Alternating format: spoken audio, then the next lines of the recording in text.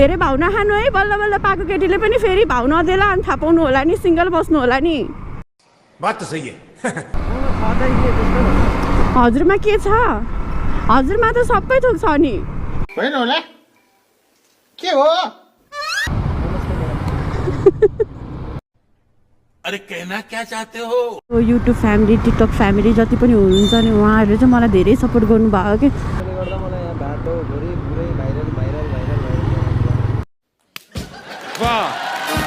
Gift क्या gift, मायाको gift, पहिलो गिफ्ट भनौँ न।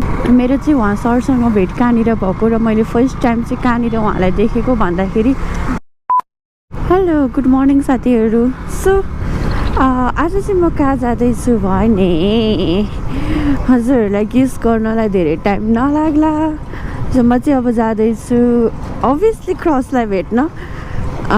सबैजनाले भनेअनुसार अब हजुरहरू भेटेको भिडियो पनि चाहियो भन्नुभयो।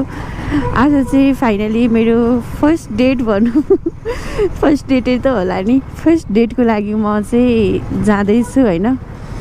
अब त्यस्तो फर्स्ट डेट भन्नाले डेटको हिसाबले कुरा त भएको छैन, खै जाउँ न चिया खान भन्दाखेरि बिजी हुन्छु, ड्युटीमा छु, ड्युटी हुन्छ भन्नुभएको छ। उहाँले मान्नु त भएको छैन, ठिकै छ। अझ धेरै दिन भयो मैले उहाँलाई स्टक नगरेको, सो म चाहिँ उहाँलाई स्टक गर्न जान्छु आज। त्योभन्दा अगाडि म चाहिँ कहाँ जान्छु भने उहाँलाई स्टक गर्न जानुभन्दा अगाडि पनि फर्स्टमा चाहिँ म जान्छु त्रिभा नेपाल। त्रिभा नेपाल भनेको हजुरहरू सबैलाई थाहा नै छ होला, हजुरहरूले कतिले देख्नुभएको छ मेरो भिडियोमा त्रिभाको बारेमा पनि। सो म चाहिँ अहिले त्रिभा नेपाल जाँदैछु। त्रिभामा चाहिँ गएर म एउटा टी सर्ट लिएर जानु पर्यो मेरो स्पेसल वानको लागि होइन।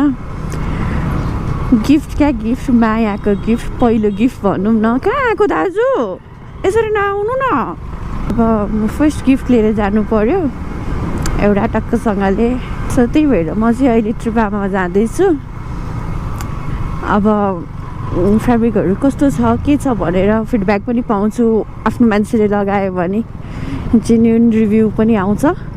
सो अब म त्रिभा जान्छु, वहाँबाट टी सर्ट लिन्छु अनि आफ्नो क्रसलाई भेट्न जान्छु।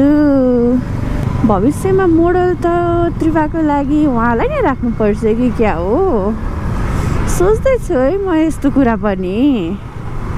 त्यसपछि त फोटोसुटको बाहनाले पनि भेट्नै पर्यो, 24 घन्टा भेट्न पाइन्छ। ओहो कति खुसी हो म त, हतार भएको बेलामा जाम हुन्छ। सो अब म चाहिँ यहाँ